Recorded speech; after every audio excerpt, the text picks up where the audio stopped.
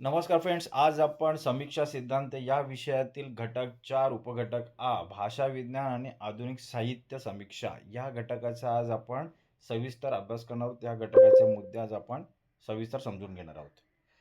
भाषा विज्ञान आणि आधुनिक साहित्य समीक्षा. उद्देश काय या घटकाचे? भाषा विज्ञानाची मूलभूत संकल्पना समजून घेणे, साहित्य आणि भाषा विज्ञान यांचा परस्पर संबंध काय तो समजून घेणे, आधुनिक साहित्य समीक्षेवर भाषा विज्ञानाचा परिणाम जाणून घेणे, भाषा वैज्ञानिक दृष्टिकोनातून साहित्य कृतीचे विश्लेषण कसे केले जाते हे समजणे, साहित्य समीक्षेत भाषेची रचना, अर्थ, वाचक, अर्थनिर्मिती प्रक्रिया यांचा अभ्यास करणे. प्रस्तावना काय? भाषा ही साहित्याचा आत्मा आहे. साहित्य निर्मिती आणि समीक्षा यांचा पाया भाषेवरच उभारलेला आहे. इसवी सन 20व्या शतकाच्या उत्तरार्धात साहित्याच्या अभ्यासात भाषा विज्ञान या नव्या शास्त्राचा मोठा प्रभाव पडला. फर्डिनांड द सॉसर या विद्वानाने भाषा ही चिन्हांचा संच आहे ही संकल्पना मांडली. त्यातून संरचनावाद व नंतर उत्तर संरचनावाद, सार्थकवाद, वाचक केंद्रित समीक्षा, विच्छेदनावाद ह्या इत्यादी आधुनिक समीक्षा पद्धतींचा विकास झाला. भाषा विज्ञानाने साहित्याकडे वैज्ञानिक, रचनात्मक आणि अर्थनिष्ठ दृष्टीने पाहण्याची दारे खुली केली. साहित्य आणि समीक्षा परस्पर संबंध. साहित्य हे सर्जनशील कल्पनांचे मूर्त रूप असते, तर समीक्षा ही त्या सर्जनशीलतेचा विचारपूर्वक अभ्यास असतो. समीक्षक लेखकाच्या भावविश्वाचा, रचनेचा, भाषेचा सखोल विचार करतो. भाषा ही दोघांना जोडणारा दुवा आहे. साहित्य निर्मितीत जशी भाषेची कलात्मकता आवश्यक असते, तसेच समीक्षेत भाषेचे सूक्ष्म निरीक्षण आणि अर्थनिर्णयन महत्त्वाचा ठरतो. त्यामुळे साहित्य व समीक्षा या दोन्ही प्रक्रियांना भाषा विज्ञानाचा आधार लाभतो. साहित्य समीक्षेचे उद्दिष्ट काय आहेत? तर कलाकृतीच्या सौंदर्यदृष्ट्या आणि विचारदृष्ट्या अभ्यास करणे, रचना, भाषा, आशय, शैली यांचे वैज्ञानिक विश्लेषण करणे, वाचक, लेखक व समाज यांच्यातील संबंध उलगडणे, कलाकृतीमधील भाषिक प्रतीक, रूपक, बिंब आणि चिन्हांच्या रचनेतून अर्थ शोधणे, कलाकृतींच्या भाषिक संरचनेतून तिचा गूढ बहुअर्थी स्वरूप समजावून घेणे. भाषा विज्ञान आणि आधुनिक साहित्य समीक्षा अनुबंध.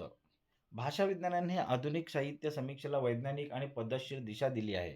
मुख्य अनुबंध काय आहेत? तर रचनावाद.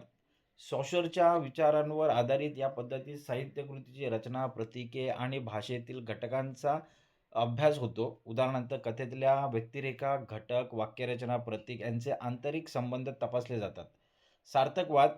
या पद्धतीत प्रत्येक शब्द, प्रतिमा आणि प्रतीकाला एक चिन्ह म्हणून पाहिले जाते. वाचक त्या चिन्हांचा अर्थ उलगडतो, त्यामुळे अर्थ हा स्थिर नसून वाचकावर अवलंबून असतो. उत्तर संरचनावाद. या दृष्टिकोनानुसार अर्थ हा निश्चित नसतो, तर तो सतत बदलणारा असतो. भाषेतील बहुअर्थीपणा आणि अस्पष्टता यावर या समीक्षेचा भर असतो. विच्छेदनवाद. विच्छेदनवाद काय आहे? तर जॅक डेरिडा यांनी मांडलेल्या या दृष्टिकोनात भाषेतील विरोधाभास, अंतर आणि गूढता यांचा शोध घेतला जातो.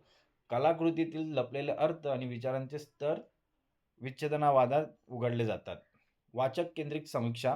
वाचक हा अर्थनिर्मितीचा केंद्रबिंदू मानला जातो. भाषा विज्ञानाच्या सांकेतिक रचना आणि कल्पनेमुळे ही पद्धत विकसित झाली आहे.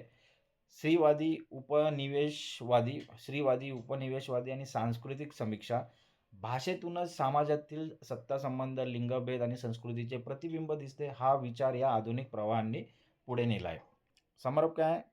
तर भाषा विज्ञान आणि साहित्य समीक्षा यांचा परस्पर संबंध अत्यंत निकट आहे. भाषा विज्ञानाने समीक्षाला भावनिकतेपासून वैज्ञानिकतेकडे नेले आणि भाषिक संरचना, अर्थनिर्मिती, वाचक लेखक संबंध या सर्व घटकांचा अभ्यास घडवून आणला. आधुनिक समीक्षेच्या प्रत्येक पद्धतीत भाषेची भूमिका केंद्रस्थानी आहे. म्हणूनच आधुनिक साहित्य समीक्षा ही प्रत्यक्षात भाषेच्या अर्थनिर्मितीच्या प्रक्रियेचा अभ्यास आहे, असे म्हणणे योग्य ठरेल. सारांश काय आहे? तर भाषा विज्ञानामुळे साहित्य समीक्षेला एक नवा, तर्कशुद्ध, वैज्ञानिक आणि अर्थगर्भ दृष्टिकोन प्राप्त झाला आहे. साहित्याचा खरा अभ्यास भाषेच्या रचनेतूनच होतो, हे आधुनिक समीक्षेचे वैशिष्ट्य आहे. आता काही प्रश्न आलेले आहेत ते पाहूया.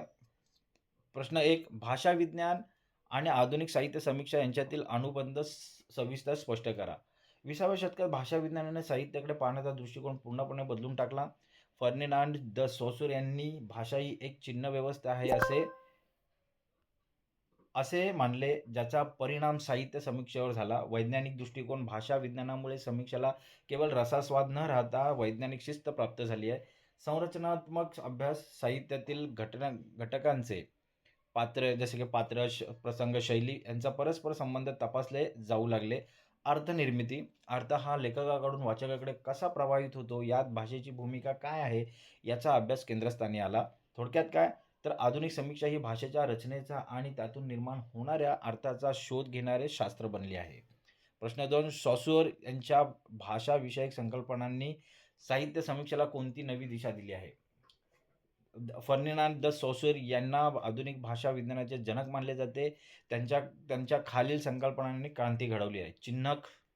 चिन्हक सिग्निफायर आणि चिन्हित सॅग्निफाईड शब्द आणि त्यातून सूचित होणारा अर्थ यांच्यातील संबंध नैसर्गिक नसून यादृच्छिक असतो, हे त्यांनी मांडले आहे. भाषा आणि वचन, भाषेची अमूर्त नियमावली आणि प्रत्यक्ष वापरला जाणारा शब्द यातील फरक समीक्षेसाठी महत्त्वाचा ठरला. सहकालिक अभ्यास, साहित्याचा इतिहास बाजूला ठेवून त्या विशिष्ट काळातील भाषिक रचना अभ्यास करण्यावर भर दिला गेला. यातूनच संरचनावादाचा पाया रचला गेला. प्रश्न 3, संरचनावादी समीक्षा पद्धतीचे स्वरूप सविस्तरपणे स्पष्ट करा. संरचनावाद ही भाषा विज्ञानावर आधारित अत्यंत प्रभावी समीक्षा पद्धती आहे. मुख्य विचार काय, कोणतीही कलाकृती ही सुट्या घटकांचे संकलन नसून ती एक पूर्ण संरचना असते. अंतर्गत संबंध काय, संरचनावाद कलाकृती बाहेरील जगापेक्षा कलाकृतीमधील घटकांच्या, उदाहरणार्थ कथानक, पात्रे यांच्या अंतर्गत संबंधांना महत्त्व देते. नियम शोधणे, ज्याप्रमाणे भाषेचे व्याकरण असते तसेच साहित्याचेही एक व्याकरण असते, असा विचार यात मांडला जातो. रशियन रूपवाद आणि फ्रेंच संरचनावाद यांनी साहित्यातील साहित्यिकतेचा शोध घेतला. प्रश्न 4, विच्छेदनवाद आणि जॅक डेरिडा यांचे विचार स्पष्ट करा. जॅक डेरिडा यांनी उत्तर संरचनावादाचा भाग म्हणून विच्छेदनवाद मांडला, ही संकल्पना मांडली. निश्चित अर्थाला नकार, भाषेमध्ये कोणताही अर्थ अंतिम किंवा स्थिर नसतो. अर्थ हा नेहमी पुढे ढकलला जातो. विरोधाभास शोधणे, कोणत्याही मजकुरात अंतर्विरोध असतो. विच्छेदनवादी समीक्षक मजकुरातील विसंगती शोधून लेखक जो अर्थ सांगू पाहतो त्यापेक्षा वेगळाच अर्थ कसा निघतो हे दाखवून देते. केंद्रच्युती, भाषेतील सत्तासंबंध आणि केंद्रात असलेल्या विचारांना सुरुंग लावण्याचे काम ही समीक्षा करते. प्रश्न 5, वाचक केंद्रित समीक्षा पद्धतीत भाषेचे महत्त्व विशद करा. पारंपरिक समीक्षेत लेखक महत्त्वाचा होता, पण भाषा विज्ञानातील विकासामुळे वाचक केंद्रस्थानी आला. वाचक हा निर्माता. मजकूर हा केवळ शब्दांचा संच असतो, त्याला अर्थ वाचकच देत असतो. संकेतांचे ज्ञान, वाचकाला भाषेचे आणि साहित्याच्या संकेतांचे ज्ञान असेल तरच तो अर्थनिर्मिती करू शकतो. प्रक्रिया काय, तर वाचन ही एक निष्क्रिय क्रिया नसून ती एक सक्रिय अर्थनिर्मितीची प्रक्रिया आहे. स्टॅनली फिश आणि वॉल्फगँग इझर यांसारख्या विचारवंतांनी यात मोलाची भर घातलेली आहे.